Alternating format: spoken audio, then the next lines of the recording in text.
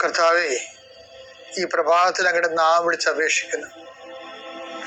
അങ്ങയുടെ നാം വിളിച്ചപേക്ഷിക്കുന്ന ഒരു മകൻ പോലും ഒരു മകൾ പോലും കർത്താവ് ലജ്ജിക്കാൻ ഇടയാക്കില്ല എന്ന് പ്രാർത്ഥിക്കുന്നു. കർത്താവേ, നിന്റെ തിരിച്ചുവരെ ഓർത്തുകൊണ്ട് പ്രാർത്ഥിക്കുന്നു. നിന്റെ തിരുവിലാല മുറിവിനെ ഞങ്ങൾ ഈ പ്രഭാതത്തിൽ കുമ്പിട്ട് ആരാധിച്ചുകൊണ്ട് പ്രാർത്ഥിക്കുന്നു. കർത്താവേ, ഞങ്ങൾക്ക് വേണ്ടി ക്രൂശിക്കപ്പെട്ടവനെ, ഞങ്ങൾക്ക് വേണ്ടി തിരുവിലാൽ മുറിവേറ്റവനെ, കർത്താവേ, ഞങ്ങൾക്ക് വേണ്ടി മുൾക്കട ചൂടിയവനെ, കർത്താവേ, നിന്റെ നാം വിളിച്ചപേക്ഷിക്കുന്ന ഈ ഭാരപ്പെട്ട മക്കള്, കർത്താവേ, ഇന്ന് ഏറ്റെടുക്കേണ്ട ഉത്തരവാദിത്തങ്ങള്, അധ്വാനിക്കുന്നതിനും ഭാരം വഹിക്കുന്നതിൻ്റെയൊക്കെ വരിക ഞങ്ങൾ ആശ്വസിപ്പിക്കാൻ നടച്ച കർത്താവേ, നിന്റെ ആശ്വാസം അക്ഷരാർത്ഥത്തില് ഈ പ്രാർത്ഥന കൊണ്ട് ഞങ്ങളുടെ മക്കളെ അനുഭവിക്കാൻ ഇടയാക്കണം പ്രാർത്ഥിക്കുന്നു. ഏത് കാര്യത്തിന് വേണ്ടിയാണോ, ഏത് കാര്യത്തിന് വേണ്ടി അങ്ങനെ മക്കൾ ഇപ്പോഴും ഭാരപ്പെട്ടിരിക്കുന്നത്, ആ വിഷയത്തിൽ കർത്താവ് ഇന്ന് രാത്രി 7 മണിക്കുള്ളിൽ ഒരു പരിഹാരം ഉണ്ടാകാൻ വേണ്ടി പ്രാർത്ഥിക്കുന്നു. ആ സാമ്പത്തിക വിഷയമാകാം, കോടതി കേസാകാം, വസ്തു വിൽപ്പനയോ വാങ്ങലോ ആകാം, അല്ലെങ്കിൽ പ്രതീക്ഷ ഉണ്ടിരിക്കുന്ന കത്താകാം, അല്ലെങ്കിൽ ഒരു ഇമെയിലാകാം, അല്ലെങ്കിൽ ഒരു അനുവാദമാകാം. എന്താണ് ഈശോ തടഞ്ഞു നിർത്തിയിരിക്കുന്നത്? ആ തടസ്സമെല്ലാം 39 വർഷം ഞാൻ അർപ്പിച്ച കൃപായുടെ യോഗ്യതയാൽ കൃപാസ്ഥാനത്താരെ ജീവനോടെ പ്രത്യക്ഷപ്പെട്ട പരിശുദ്ധയുടെ മാധ്യസ്ഥത്തില് ഈശോ നാമത്തിൽ മാറിപ്പോകട്ടെ എന്ന് കൽപ്പിക്കുന്നു. രോഗികള്, പീഡിതര്, മനപ്രയാസമുള്ളവര്, കുടുംബം തകർന്നുകൊണ്ടിരിക്കുന്നവര്, മക്കളെ ഓർത്ത് വേദി കൊള്ളുന്നവര്, വീടില്ലാത്തവര്, വഴിയില്ലാത്തവര്, കർത്താവ്, അവർക്കെല്ലാം കർത്താവേ ഇങ്ങനെ സാധ്യത നൽകിയ പുതിയ വഴി അവരെ കൊണ്ട് തന്നെ കണ്ടുപിടിക്കുന്നതിന് വേണ്ടി കർത്താവ് നീ അവരെ സഹായിക്കണം പ്രാർത്ഥിക്കുന്നു. സമീപസ്ഥരും വിദൂരസ്ഥരുമായ മക്കളെ, പല മക്കളുടെ ചില ഫോൺ വിളികൾക്ക് ശേഷം, ചില കാര്യങ്ങൾ അറിഞ്ഞതിന് ശേഷം അതുകൊണ്ട് വേദനിക്കുന്ന മാതാപിതാക്കന്മാരുടെ ദുഃഖങ്ങളെ കർത്താവിന്റെ ദൃശ്യത്തിലേക്ക് ഏൽപ്പിച്ച് പ്രാർത്ഥിക്കുന്നു. ദൈവമേ, മക്കളില്ലാത്തവരെ, ഗർഭശിശുക്കൾക്ക് വൈകല്യം ഉണ്ടെന്ന് സ്കാനിങ് റിപ്പോർട്ട് വന്നവരെ, അവിടെ വയറിൽ കർത്താവ് നീ ഇപ്പം നിന്റെ തിരുവാർന്ന വലതുകരം വെക്കണമെന്ന് പ്രാർത്ഥിക്കുന്നു. മക്കളില്ലാത്ത ഉദരങ്ങളിൽ കർത്താവ് നിന്റെ കൈകൾ വെച്ചുകൊണ്ട് കർത്താവ് അവർക്ക് കുഞ്ഞുങ്ങളെ നൽകി അനുഗ്രഹിക്കണം പ്രാർത്ഥിക്കുന്നു. പീഡിതരെ, സാമ്പത്തിക ബാധ്യത വിഷമിക്കുന്നവരെ, കേസ് അകപ്പെട്ടിരിക്കുന്നവരെ, ഭീഷണിക്ക് വന്നിരിക്കുന്നവരെ, ഓരോരുത്തരും ഡേറ്റ് പറഞ്ഞതിന് ശേഷം കർത്താവ് അത് പാലിക്കാൻ പറ്റാത്ത രീതിയിൽ വലിയ വിക്ഷോഭങ്ങളിലേക്കും പോകുന്നവർ, അതിൻ്റെ മാനസിക സമ്മർദ്ദം അനുഭവിക്കുന്നവരെ കർത്താവിൻ്റെ കരുണ അവിടെ സ്ഥാപിക്കുകയും അതിനെല്ലാം അതിജീവിക്കാനുള്ള പുതിയ മാർഗങ്ങളെ കർത്താവ് കണ്ടുപിടിക്കുകയും കർത്താവ് ധൈര്യമായിരിക്കുക ഞാൻ നിന്നോട് കൊണ്ടുവന്നളിച്ച കർത്താവിൻ്റെ സാന്നിധ്യം അനുഭവിക്കാൻ ഇടയാക്കാൻ കൃപാസ്ഥാനത്താരെ ജീവനോടെ പ്രത്യക്ഷപ്പെട്ട പരിശുദ്ധ അമ്മയുടെ കരങ്ങളിലേക്ക് നിന്റെ കുടുംബത്തെ ഞാൻ ഏൽപ്പിച്ചുകൊണ്ട് പിതാവിൻ്റെയും പുത്രൻ്റെയും പരിശുദ്ധ നാമത്തെ നിന്നെ ആശീർവദിക്കും. എൻ്റെ പ്രിയപ്പെട്ടവരെ, കർത്താവിൻ്റെ തിരുസന്നിധി നമ്മൾ ചെയ്ത പരിശുദ്ധ മരിയൻ ഉടമ്പടി, അതിൻ്റെ നിർവഹണ പ്രക്രിയയില് നമ്മൾ ഉപയോഗിക്കുന്ന സമീപനം എന്താണെന്നുള്ളത് വളരെ ശ്രദ്ധാർഹമായ ഒരു വിഷയമാണ്. സമീപനം എന്ന് പറഞ്ഞാൽ നമുക്ക് 2 ഹെഡ് ടു ടെയിൽ എന്നും പറഞ്ഞ് ഒരു സമീപനം എടുക്കാം. അതായത് തല തൊട്ട് വാല് വരെ, ഹെഡ് ടു ടെയിൽ. രണ്ടാമത്തത് ടെയിൽ ടു ഹെഡ് എന്ന് പറഞ്ഞ് വേറൊരു സമീപനം എടുക്കാം.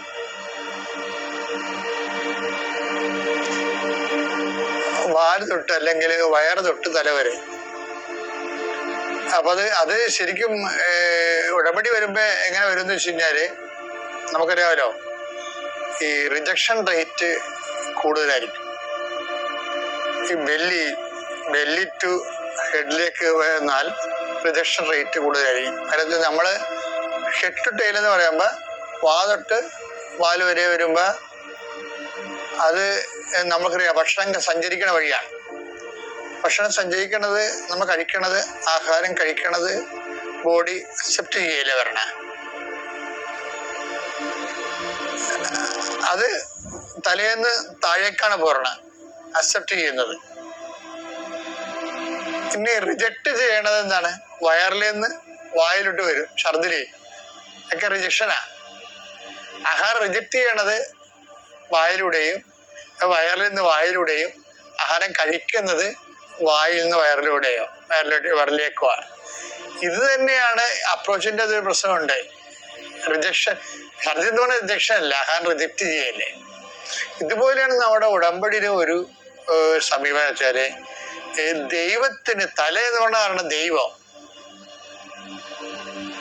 അപ്പൊ ദൈവത്തിന് പ്രാധാന്യം കൊടുത്ത് വേണം നമ്മള് നമ്മുടെ ആവശ്യങ്ങളെക്കാൾ ഉപരി ദൈവത്തിന് പ്രാധാന്യം കൊടുത്ത് വേണം നമ്മൾ ഉടമ്പടി. കാര്യം ഉടമ്പടിയിലുള്ള എന്താണ്, അവൻ പറയുന്നത് പോലെ ചെയ്തു കൊള്ളാന്നല്ലേ. അപ്പൊ ചെയ്തു കൊള്ളാന്നുള്ളതാ ചെയ്യണത് ആരാ? നമ്മളാ. പക്ഷെ ആദ്യം പറയുന്നത് എന്താണ്? അവനാണ് ആദ്യം. അപ്പൊ പ്രയോറിറ്റി ദൈവത്തിനാണ്. അവൻ പറയുന്ന പോലെ ചെയ്തു കൊള്ളാം. അപ്പൊ ചെയ്യണം നമ്മളോ, പ്രയോറിറ്റി ദൈവത്തിനാണ്. അപ്പൊ അതുകൊണ്ടാണ് ഈശോ പറഞ്ഞത് ആദ്യം നിങ്ങൾ, മത്തായി 6:33, നിങ്ങൾ ആദ്യം അവിടുത്തെ രാജ്യം, അതാണ് ഹെഡ്, അവിടുത്തെ നീതിയും അന്വേഷിക്കുക, അതോടൊപ്പം മറ്റുള്ളവയെല്ലാം നിങ്ങൾക്ക് ലഭിക്കും. അപ്പൊ അത് അക്സെപ്റ്റ് ചെയ്യുകയാണ്. ഇനി ഇത് റിജക്ട് ചെയ്യണമെന്ന് വെച്ച് കഴിഞ്ഞാൽ ആദ്യം ആൾക്കാരെ അടയാളങ്ങൾ അന്വേഷിക്കും. അപ്പൊ റിജക്ഷൻ വരും.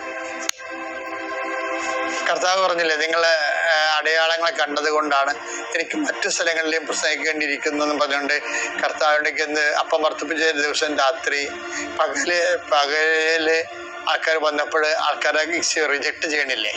യോഹന്നാൻ 6:26 സത്യം സത്യമായി ഞാൻ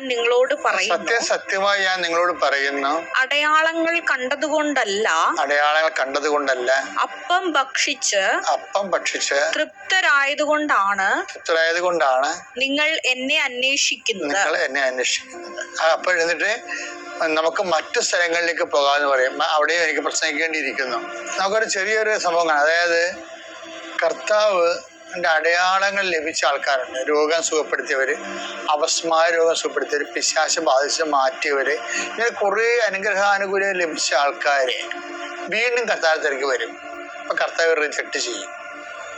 അപ്പൊ അതറിയണമെങ്കിൽ നമുക്ക് മർക്കോസിന്റെ 1:32, 33, 34 വായിക്കണം. അന്ന് വൈകുന്നേരം സൂര്യാസ്തമയമായപ്പോൾ രോഗികളും പിശാച് ബാധിതരുമായ എല്ലാവരെയും അവർ അവന്റെ അടുത്ത് കൊണ്ടുവന്നു. നഗരവാസികളെല്ലാം വാതിൽക്കൽ സമ്മേളിച്ചു.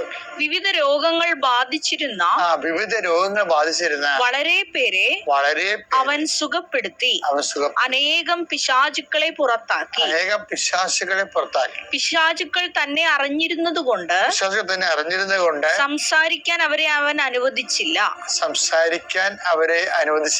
അതിരാവിലെ അവൻ ഉണർന്ന് ഒരു വിജന സ്ഥലത്തേക്ക് പോയി. അവിടെ അവൻ പ്രാർത്ഥിച്ചുകൊണ്ടിരുന്നു. ശിമയോനും കൂടെ ഉണ്ടായിരുന്നവര് അവനെ തേടി പുറപ്പെട്ടു. കണ്ടെത്തിയപ്പോൾ അവർ പറഞ്ഞു, എല്ലാവരും നിന്നെ അന്വേഷിക്കുന്നു. അവൻ പറഞ്ഞു, നമുക്ക് അടുത്ത പട്ടണങ്ങളിലേക്ക് പോകാം. അവിടെയും അതാണ് റിജക്ട് ചെയ്യണ്ട.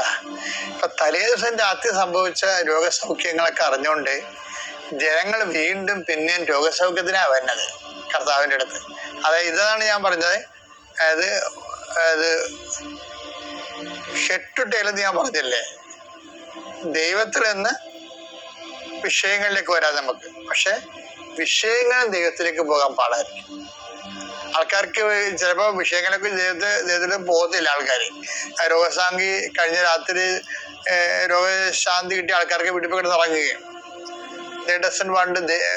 ഗോഡ്, ദൈവത്തിന് അവർക്ക് ആവശ്യമില്ല. അതുകൊണ്ടാണ് ഈശോ പറഞ്ഞത് അവര് റിജക്ട് ചെയ്യണത്. ദൈവത്തിന് ആവശ്യമില്ലാതെ അനുഗ്രഹങ്ങൾ മാത്രം ആവശ്യപ്പെട്ട റിജക്ഷന്റെ സാധ്യതയുണ്ട്.